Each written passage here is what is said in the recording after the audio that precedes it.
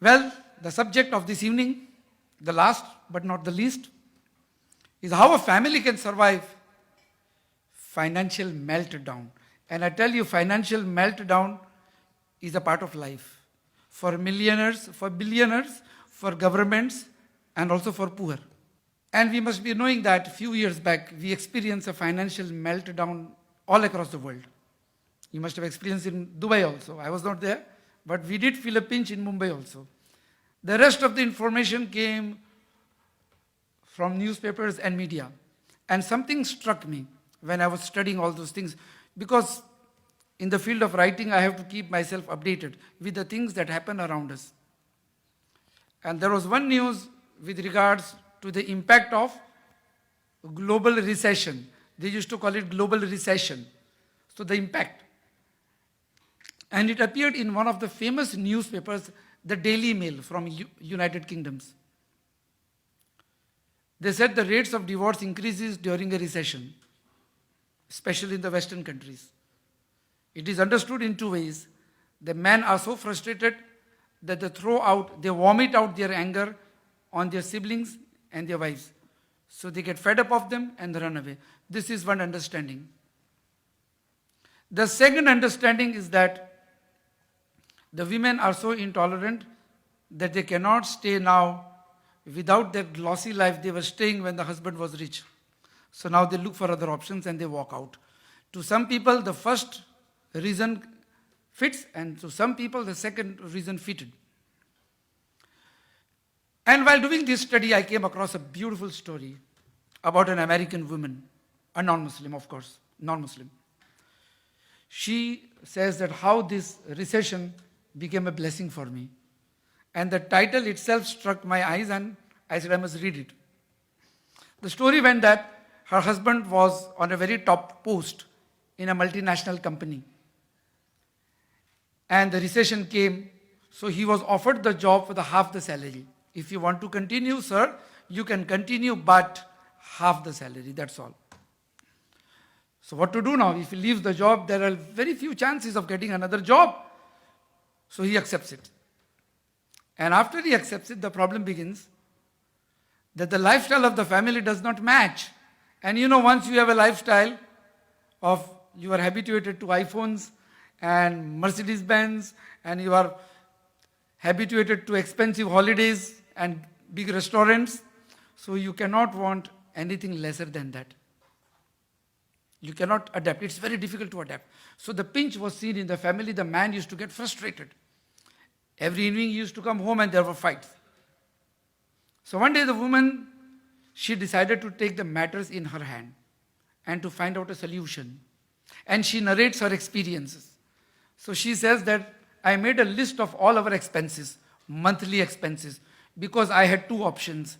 I felt either I lose my husband to stress, either we divorce or he'll commit suicide. I'm going to lose my husband. Second, I lose my luxury. She opted for the second. Then she makes a list of her expenses. Television set, very expensive, sold off. Expensive furniture at home, sold off. Big house, shift to a small house, shifted. Ice creams, McDonald's, pizzas, cut down. 4 dishes, 5 dishes, 7 dishes, 8 fruits, dry fruits, cut down. And the expenses was brought down to 1/3. And they were saving in the half the salary. Then she concluded that I discovered my husband, I discovered my love. How? Because now when I'm alone, initially I used to wait for my husband, they used to pay him, so they used to squeeze. The more your salary, the more you are squeezed. He's not paying you to serve him. He's paying to get money out of you. So because of he was tired, and whenever he used to come home, we had fights. You are not giving me any privacy. There is no intimacy. You are always tired at home. And this was the routine. I lost my husband. Every day he brings his briefcase, and in his head he has all the matters of office. He discusses about office. He watches television to get his stress off. There was no family life. There was no intimacy between us. And finally, when the meltdown came, everything melted down. Our lifestyle melted down, And then we started enjoying. He used to come home early because now only 8 hours. You're paying me half, sir. It's time. I must go. And the boss also said, there is no much work, no much business, you may go. So now the husband and the wife started living together, and finally she says, the recession is over long back, but we continue to stay like this. Stay like what? Simple life. Cut down unwanted things. You know what? Today, what's wrong with us? The definition of poverty has changed. If you have an iPhone, I have a Samsung. I am a poor man as compared to you. If you have a Mercedes Benz and I am in my Suzuki or Toyota, I am a poor man. My husband, he only owns a Suzuki. And look at my sister's husband. Oh, these are the comparisons. If a house is a 2-bedroom hall kitchen and my neighbor is staying in a 4-bedroom hall kitchen, I have a complex. We are poor. Terrible poor. Yes, this is the normal thinking now. The definition of poverty has changed. It's directly proportional to how my neighbor has, how much money my neighbor has. My poverty is directly proportional to the amount of the wealth my neighbor has, my relative has. It's nothing with my gratitude to Allah Almighty, whatever Allah has given me, or how poor my maid is, how poor my brothers are. No, how rich I should be. So what happens? Under pressure, everybody wants to be rich. If you cannot be rich, everybody wants to appear like rich. And people do like that. Why do you buy an iPhone? Status. But all the gadgets and apps that you can use an iPhone, you find it in Samsung also. But status, you see, my salary gets increased once my boss sees my lifestyle. He understands that, I use an iPhone. I wear expensive coats. So now the status becomes a benchmark for us to be decided what post should I get in my office. And everybody wants to appear richer than they are. So what happens now? We must have an air condition, so we go for loans. Car, we go for loans. I can't afford. It's against my status. I am the manager. How can I stand in the queue for a bus? So I must have. So we have it. And in Bombay, you see, I tell you, during that recession, there was one newspaper headlines which I had cut off and kept. 30,000 defaulters. They could not pay the debts, repay the debts for the banks when they loaned for their homes. And my sweet home, you see, your dream house, you must see the advertisements, how people sell properties, your dream house. Then it turns out to be a nightmare. That's the reality. So what should be done? Cut down your lifestyle. It is not essential that you must have a big car if your salary is not too much. If you can afford a Toyota, still go for a car which is cheaper than that. Because cars are not meant for status, it is meant for transporting you. The traffic also remains the same. The timing of transporting from Sharjah to Dubai is same, whether you travel by Mercedes Benz or whether you travel by a bus. Then why you need such expenses? People are not measured now by the wealth they amass, but by the wealth they spend. Your richness is measured by the amount of wealth you spend, not how much you have. So what happens? Credit cards. They call it the plastic ghost. Credit card is called the plastic ghost. They frighten you now. And everybody is spending more than they can afford. Buy tomorrow. Buy today, pay tomorrow. Buy today, pay tomorrow. And everybody is into that.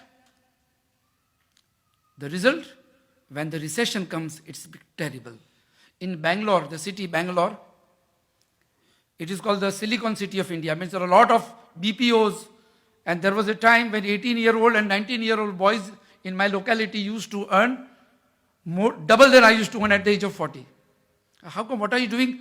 I am working in a call center. What do you do there? Talk. And he's awesome English. He starts speaking an American English all of a sudden. Few days of training. And I took 7 years, but I couldn't. But this guy, and he's paid 50,000 Indian currency. That's 3,000 dirhams, which is very high as compared to the Indian standard. He is in a higher middle class. And he earns So now what happens? My son is working in a BPO. So he takes us for an expensive holiday by air, Kashmir, Siliguri, here and there, and expensive restaurants, 5-star hotels. The sister is getting married, awesome food, cuisines, international items to eat, buffet, and on and on and on. So what happens now? All of a sudden, everybody is into the habit of living like rich. Everybody's mobile bill comes to so much. Everybody needs important branded dresses and shoes. From top to bottom, everybody is branded, except the body himself. Everything is branded, everything. The whole person becomes branded. The shoes, the leather box, the leather, the shoes, the socks, even the undergarments. What do you need for the branded? At least I can understand this is the status. So this is how the life goes on. And when the recession comes, for the man himself who is earning, poor fellow, he will cut down all his expenses. He knows my salary is gone. And there was a boom and there was a blow off of BPO sector also. And wallahi, I tell you, there were no less than 3,000 suicides in the city of Bangalore. And most of them were executives. They were not farmers. They were executives. White-collared people. They used to earn a lot, but they could not meet the expenditure which they had got into the habit of it. My mom wants this money, my wife wants that, my son wants that, everybody is using me as an ATM machine. I want this, I want that, they swipe me. And everyone is using me as an ATM machine. And we were used as an ATM machine. So the life became very tough and they committed suicide. Majority of them financial, meltdown. So moral is to be very simple. The Quranic ayat, a beautiful ayat. Al-mu'minun wal-mu'minat ba'duhum awliya'u ba'd. Al-mu'minun wal-mu'minatu ba'duhum awliya'u ba'd. Believing man and believing women are protectors of each other. They are well-wishers of each other. And when your husband is into distress, cut down your lifestyle. And that's easy. Is that very difficult? It's very, very easy. And you look at the example of the wife of Ayyub alayhi salam. When Ayyub alayhi salam was tested with sickness at the age of 70, and he underwent, according to Ibn Kathir, some say 7 years, some say 17 years, some say even 4 years, everything was lost. Everything. Everybody left him.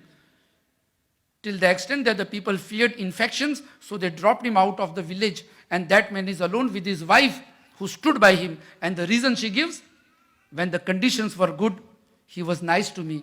Now I cannot leave him. This is the wife. This is the moral of the story. One of the morals of the story from the life of Ayyub alayhi salam. His wife was the only person who refused to leave. The reason, when he was in a good position, he looked after her. So for the brothers, the lesson is, if you are earning good, if you are in a nice lifestyle, don't torture your wife.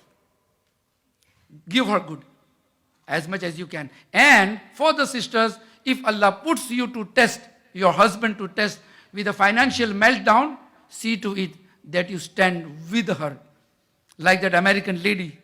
And don't wait for a financial meltdown. You can start it tomorrow also. Fine, inshallah. That's all. Jazakallah wa khairan. Now time for question and answers. We have the learned shuyukhs over here. So it's your chance now to speak. You have heard a lot and we spoke a lot. Now it's your chance. Let's see the question and answer sessions. Jazakallah wa khairan. Wa akhiru dawana and alhamdulillahi rabbil alameen.